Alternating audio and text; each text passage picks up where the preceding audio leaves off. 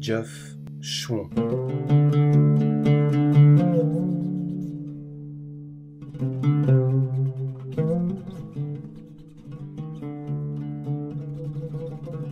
Ésotérisme comme principe et comme voie. Deuxième partie. Vie spirituelle et morale.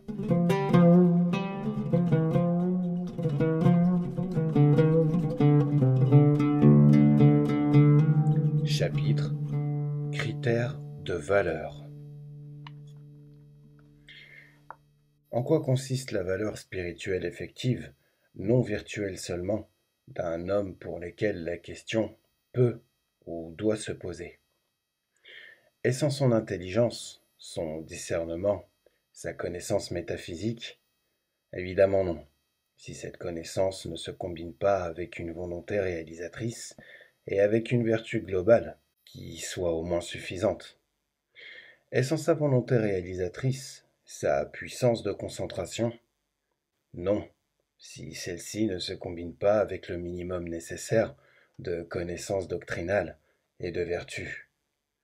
Et la valeur spirituelle ne consiste pas davantage dans la vertu, si celle-ci ne s'accompagne pas d'une compréhension doctrinale au moins satisfaisante, ni d'un effort réalisateur équivalent. Tout ceci revient à dire que la valeur spirituelle d'un homme est, non dans un degré éminent, soit de discernement, soit de concentration, soit encore de vertu, mais dans un degré au moins suffisant de ces trois capacités. Or, ce degré suffisant implique que la capacité offre l'essentiel. Il faut par conséquent que la connaissance, pour être suffisante, contienne ce qui est indispensable, et de même pour l'effort et la vertu. Mutatis mutandis. De toute évidence, la science intellectuelle la plus brillante est vaine en l'absence de l'initiative réalisatrice correspondante et en l'absence de la vertu nécessaire. Autrement dit, la science n'est rien si elle se combine avec la paresse spirituelle et avec la prétention, l'égoïsme, l'hypocrisie. De même, la puissance de concentration la plus prestigieuse n'est rien si elle s'accompagne d'ignorance doctrinale et d'insuffisance morale. De même encore, la vertu naturelle est peu de choses sans la vérité doctrinale et la pratique spirituelle qui la met en valeur en vue de Dieu et qui lui restitue ainsi toute sa raison d'être. La connaissance doctrinale indispensable est la distinction de l'absolu d'avec le contingent. Puis il convient de savoir que le contingent se trouve préfiguré dans l'absolu, et que l'absolu se projette dans la contingence. C'est d'une part le logos céleste, et d'autre part le logos terrestre. Et il faut de toute évidence connaître les conséquences eschatologiques de la nature divine, car l'homme ne sait rien s'il n'admet l'immoralité de l'âme et les exigences de la vocation humaine. Pour ce qui est de la concentration, qui est le prolongement opératif de la connaissance, elle est étroitement solidaire de l'intention, au point de n'avoir sa valeur que par celle-ci. Un homme qui se concentrerait puissamment dans l'intention d'obtenir le don des miracles ou le prestige de la sainteté ne gagnerait rien et perdrait tout. Au contraire, un homme qui n'arriverait pas à se concentrer, malgré la meilleure volonté, mais qui le ferait avec une intention spirituellement acceptable, serait agréé par le ciel. Du reste, la légitimité de l'intention produit en fin de compte une concentration suffisante. L'homme qui est poursuivi par un taureau s'enfuit sans devoir faire un effort de concentration, de même pour des amants qui se hâtent pour se rencontrer. L'efficacité, donc la concentration, est dans la sincérité de l'attention, et celle-ci est fonction de la réalité de la situation.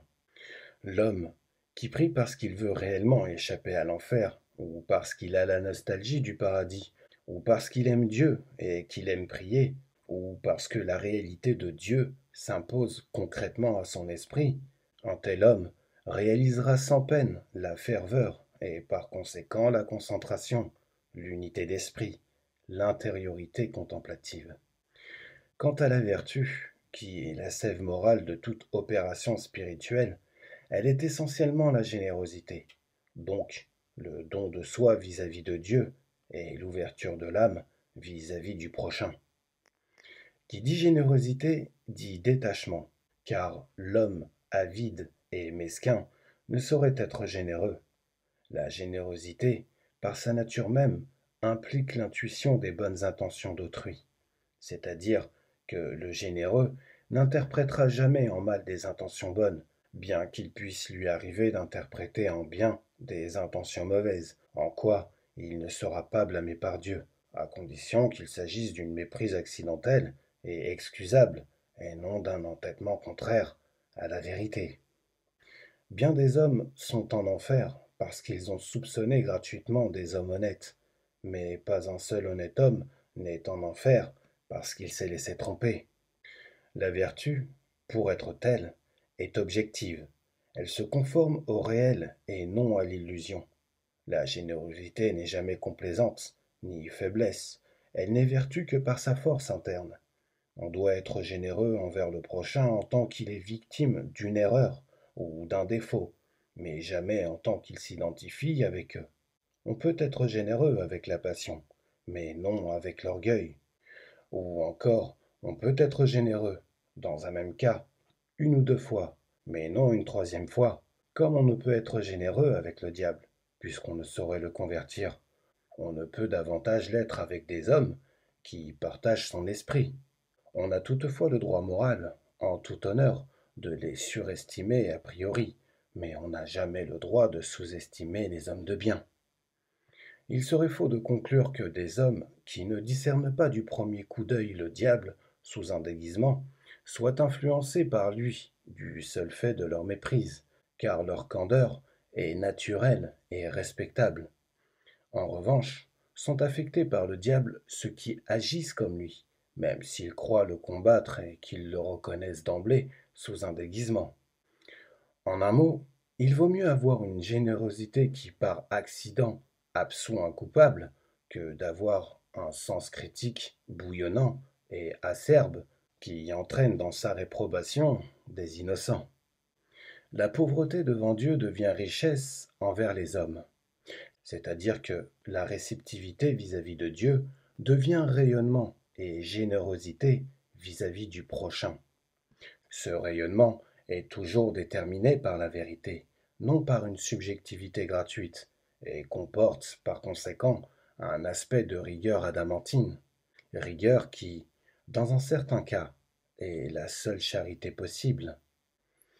Certes, l'idéal, c'est qu'un homme réalise à un degré éminent les trois conditions ou capacités, à savoir le discernement intellectuel, l'effort spirituel et la beauté morale, ou qu'il en réalise deux, ou une seule à ce degré, tout en possédant l'autre, ou les autres, à un degré suffisant.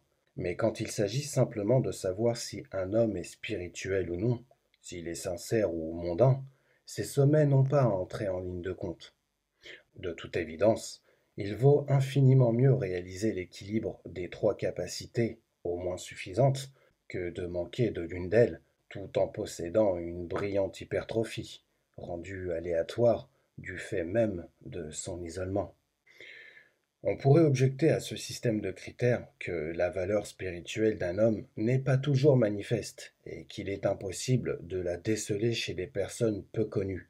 Mais ceci est en dehors de la question, car nous n'envisageons que les cas où une situation spirituelle ou psychologique devient manifeste et doit même le devenir, et où en outre nous avons le droit ou même le devoir d'en avoir connaissance.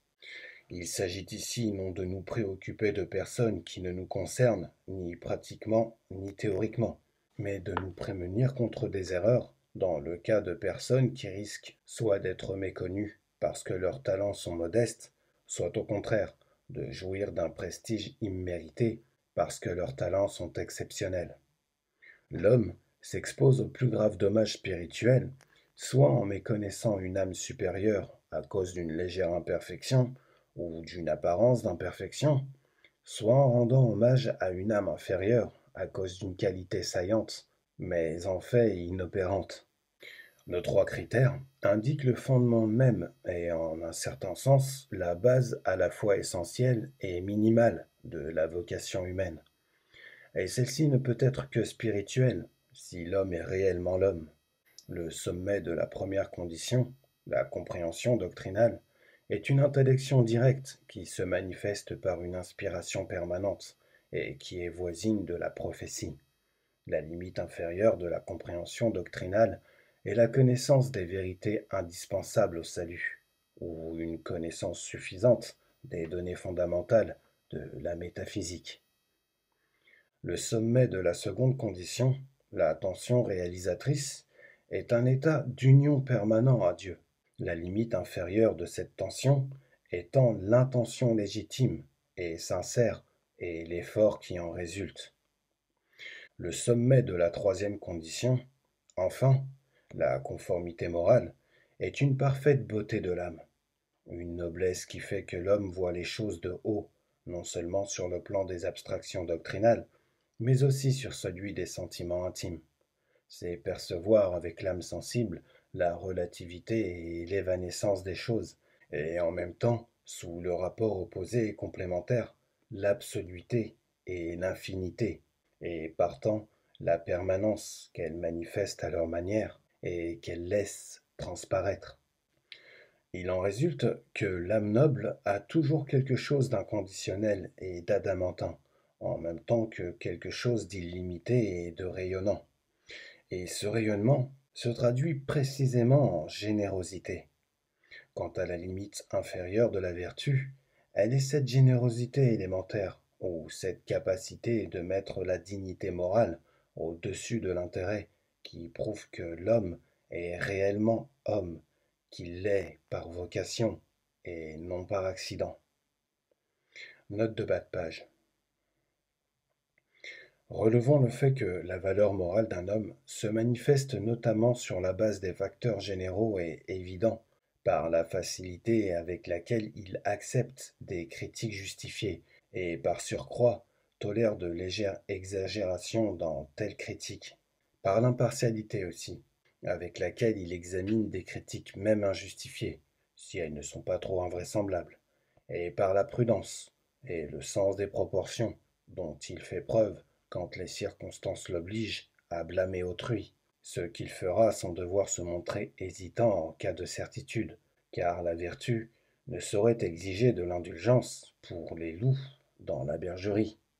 L'attitude globale que nous venons de décrire est fonction du détachement, donc aussi de la générosité, les deux vertus étant liées, et elles ne sont autres que l'humilité et la charité, l'objectivité, à la fois extinctive et rayonnante. Retour au texte. Toute cette critériologie est sans doute élémentaire, mais elle n'en est pas moins suffisante au point de vue de ses propres principes. Les schémas ont droit à l'existence tout en n'étant que des ellipses.